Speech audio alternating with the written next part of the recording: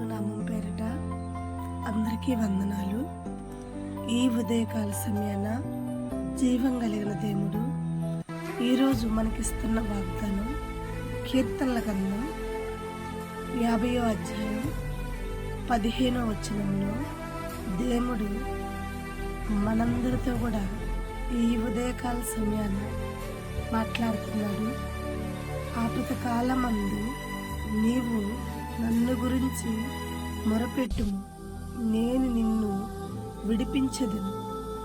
చూడండి ప్రియమైన బిడ్డలారా, ఆపదకాల సమయంలో దేవుడు చెప్తున్నాడు, మనుషుల వద్ద పోయి మనుషుల్ని అడగకండి, నన్ను విడిపించండి, నన్ను తప్పించండి, నన్ను రక్షించండి అని.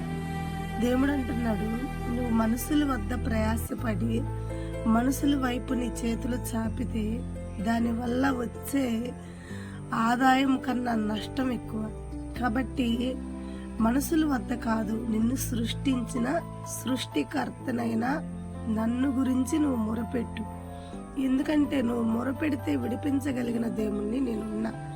చూడండి, దానియేలు సింహాల బోనులో ఉండి జీవం కలిగిన దేవుడికి మొరపెట్టాడే కానీ రాజుకు మొరపెట్టల.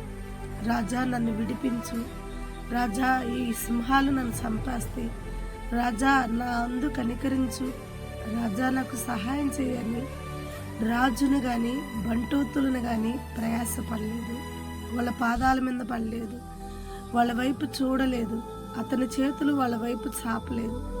అయితే ఆ సింహాల బోనులో ఎవరి వైపు చాపాడు అంటే అతని 2 చేతులు ఎత్తి ఆకాశ మండలంలో ఉన్న జీవం కలిగిన దేవుడి వైపు చూసి, దేవా ఈ సింహాల నోటి నుండి నన్ను తప్పించు అని దేవుడి వైపే చూశాడు. దేవుని గురించే మొరపెట్టాడు. తప్పకుండా దేవాతి దేవుడు ఆ ప్రార్థన ఆలకించాడు. మనందరికీ తెలుసు, రాత్రంతా సింహాల బోనులో ఉన్న దానియేలుకి ఏ అపాయము లేదు, సింహాలు అతనికి ఏ హామీ చేయలేదు. సజీవుడుగా క్షేమంగా అతను రక్షింపబడ్డాడు. ఆపదకాల సమయంలో అతడు దేవుడికి మొరపెట్టబట్టే ఇదంతా జరిగింది. ఉదయకాలాన రాజు వచ్చి అంటున్నాడు, అనుదినము నువ్వు తప్పక నువ్వు సేవించే నీ దేవుడు, నువ్వు మొరపెట్టే నీ దేవుడు సింహాల నుండి నిన్ను తప్పించాడా అని అన్నప్పుడు దానియేలు చెప్పిన మాట ఏంటంటే, నా దేవుడి దృష్టికి నేను నిర్దోషిగా కనపడ్డాను. హల్లెలూయా. ప్రియమైన బిడ్డలారా, మనము కూడా ఆపదకాల సమయం వచ్చినప్పుడు మనుషుల వైపు మనం చూస్తే, మనుషుల వద్ద మనం మొరపెడితే దేవుడి దృష్టికి మనం నిర్దోషులుగా ఎలా కనపడతాం? ఎందుకంటే నువ్వు మనుషుల మీద ప్రయాసపడ్డావు కదా, ఆ మనుషుల్ని అడుగు, ఆ మనుషులే నీకు సాయం చేస్తారేమో చూడు అనుకోవచ్చేమోగా. కానీ మనుషులు చెయ్యరు. మనుషులు ఓసర బిల్లు లాంటి వాళ్ళు. మన ఆపదకాల సమయంలో వాళ్ళు ఏ రంగులో మారుతారో వాళ్ళకే తెలియదు.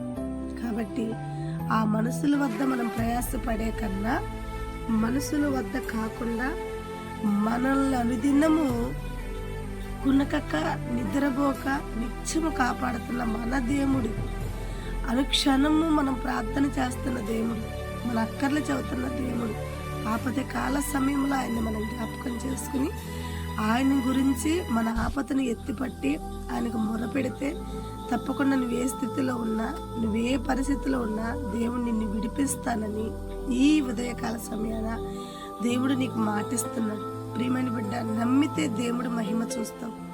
నమ్ము. ఈ ఉదయకాల సమయాన దేవుడు నీతో మాట్లాడిన మాటని బట్టి నువ్వు నమ్ము. అవును, నా దేవుడే నన్ను విడిపిస్తాడు, అసలు ఎవరు నన్ను విడిపించడు.